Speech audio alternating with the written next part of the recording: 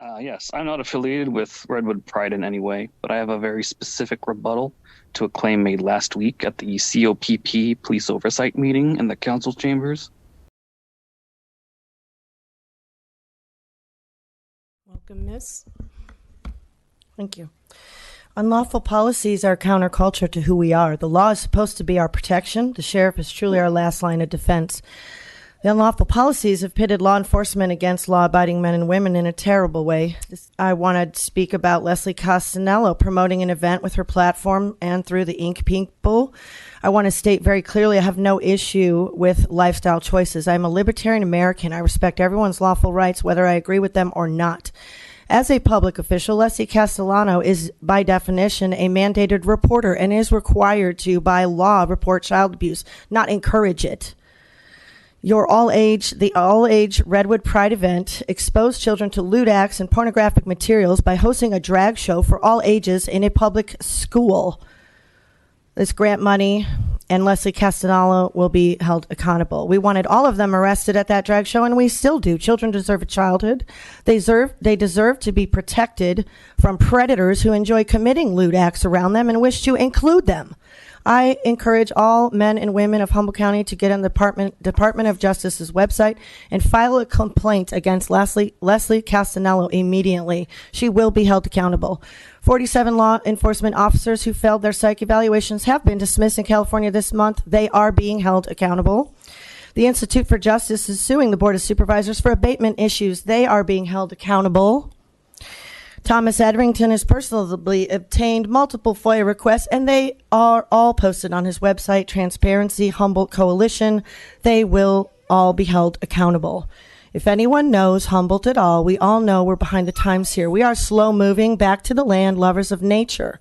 We like to be in creation. We know true health and wellness don't come in needles. And we are participating in the culture here by standing up and speaking out against these policies that harm our communities. You will all be held accountable. Okay, thank you. Welcome, Miss. Thank you for this opportunity to speak before the board. My name is Christina Gers. I am a former energy first responder here in Humboldt County. I'm also a technical information delivery specialist. I was there present at the Pride Festival on Sunday, where children were being exposed to explicit sexual behavior and being encouraged to exchange cash for a strip show. Children as small as 5 years old. I want to let you know that we have that on record. We have that on video. We've also created a media collective that not only reaches beyond the limits of the Redwood Curtain, but it also reaches beyond the limits of state lines and also spans across the globe. So if you think that you're going to be able to abuse our children and get away with it, you will be exposed. We are broadcasting live. We are letting everybody know that the county and the city of Eureka sponsored and paid for with taxpayer dollars a child indoctrination event where small children were encouraged to exchange cash for sexually explicit behavior.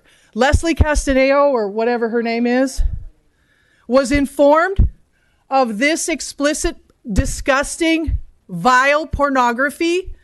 That is what comes up when you enter redwoodpride.com. She was advised of this on Sunday. And I'm going to prove to you right now that it's still in place.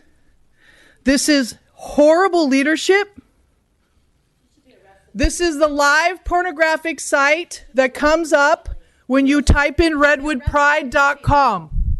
Leslie Castanello was told of this on Sunday, at this and point. It's still in place. Ma'am, this is not the city council meeting. This is an citizens oversight committee meeting For the police procedures and practices, correct? That's correct. So police were there as personal security.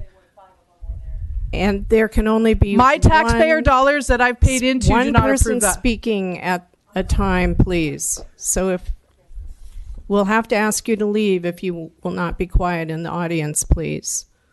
Okay, so thank you for your comments. I was just confirming that it is relevant because police practices do not include personal security for child pornographic activities where children of 5 and 6 and 4 and 3 are being indoctrinated. You will be outed, and I will continue to broadcast this behavior if it continues. And I will be watching this website and will expect it to be dismantled. If it's not, the world will know about Humboldt County and how they support child pornography. For shame. Shame on you all. Outside of our purview, but No, I don't think it is. Well, I don't I think think so. you're wrong. I think you're wrong. I think you're I think lying. you're wrong. I think you're wrong. All right, so we are going to move on. This concludes public comment. A member of the public presented 2 posters printed with Chinese pornography, claiming that the images were from Redwood Pride's website. I thought this was odd, so I Googled Redwood Pride and I found their Facebook, their outdated WordPress, and their webpage hosted by the Ink people. No pornography. Confused, I went back to the recording. The individual specifically mentions redwoodpride.com.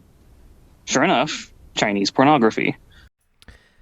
Okay, we are going to prove that Rusty Shackelford, if that is in fact his real name, is making incorrect assumptions about how I, Christina Gers, got the redwoodpride.com pornographic website information. I, in fact, got the information from the allevents.in Eureka, California, Redwood Pride Halloween website. So here you can see this is the all ages event that was being promoted by not only the city of Eureka but also the county of Humboldt, and in fact, according to Kelsey Reedy, social worker and youth organizer of the Department of Health and Human Services of Humboldt County, this was a publicly funded event and paid for by taxpayer dollars. That's according to Kelsey Reedy, social worker and youth organizer for the Department of Health and Human Services in Humboldt County. So back to the website. This was the event website for the all ages Jefferson Center in Eureka. This is where the protesters showed up to peacefully protest their opposition to the indoctrination, the sexual indoctrination of small children. So here you can see for your own eyes at the bottom, and it's still active.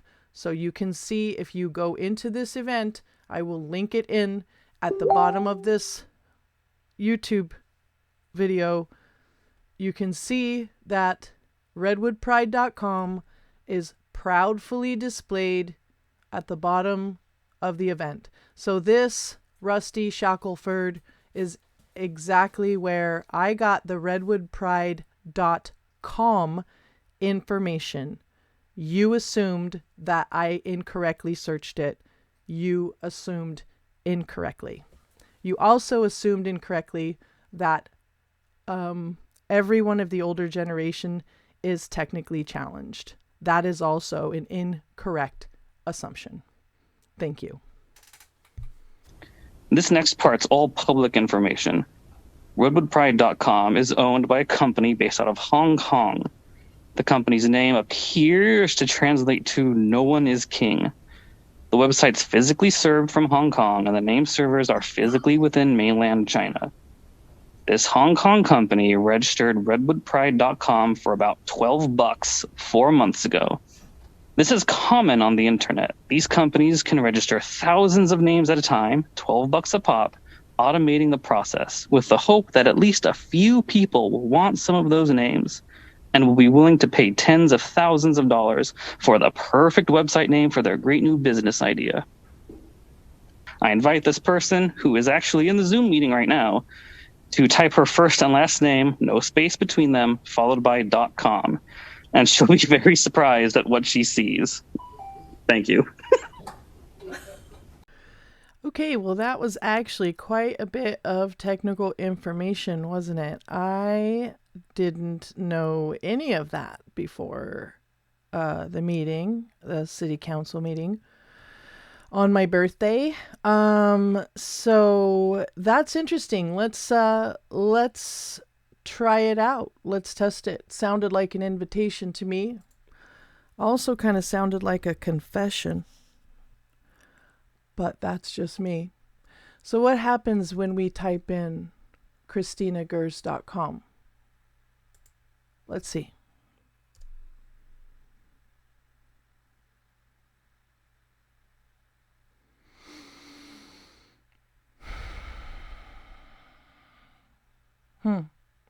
Interesting.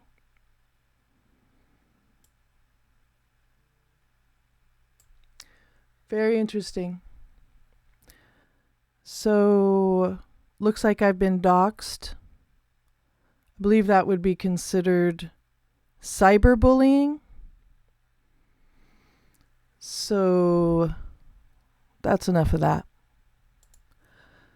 Luckily, Rusty, whatever his name is, if in fact that is his real name, isn't the only one that has technical know-how.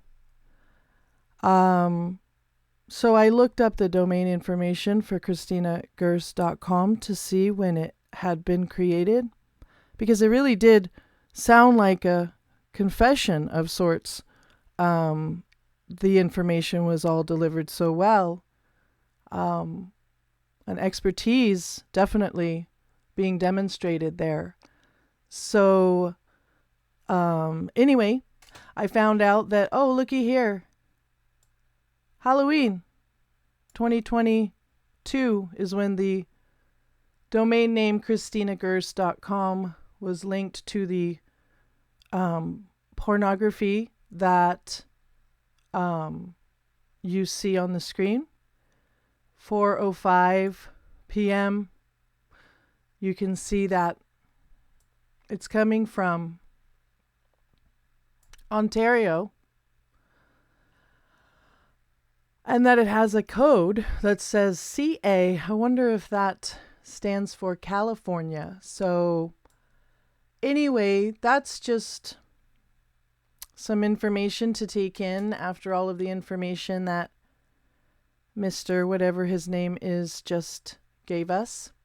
So let's dive a little bit deeper and look into the state laws around cyberbullying. Cyberbullying can destroy a young life. It can definitely destroy an old life as well. It takes the worst of youthful cruelty and puts it on that most public of forums, the internet. Too many American young people keep quiet about online abuse, and too many kill themselves over it. The Attorney General joins with the nation's leaders, including the President of the United States, in insisting we must do everything we can to end cyberbullying now. Anyone who sends any online communication to deliberately frighten, embarrass, harass, or otherwise target another is a cyber bully.